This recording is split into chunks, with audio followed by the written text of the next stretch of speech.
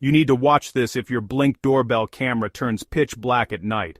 I'll show you the easiest things to check first. Let's get your night vision working again. First, check if your doorbell lens is covered or dirty. Even a little dust or a smudge can block the infrared light it uses for night vision. Just wipe the lens gently with a soft cloth. Next, make sure the area around your doorbell isn't too brightly lit. If there's a porch light or street lamp right above, it can confuse the camera and stop night vision from turning on.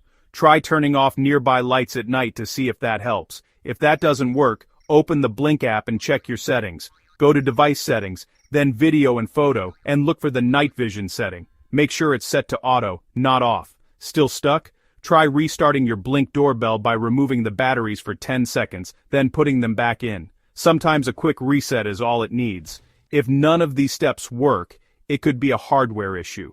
Reach out to Blink support. They're there to help. That's it. Now you know the basics to get your Blink doorbell's night vision working again. Good luck, and keep your home safe.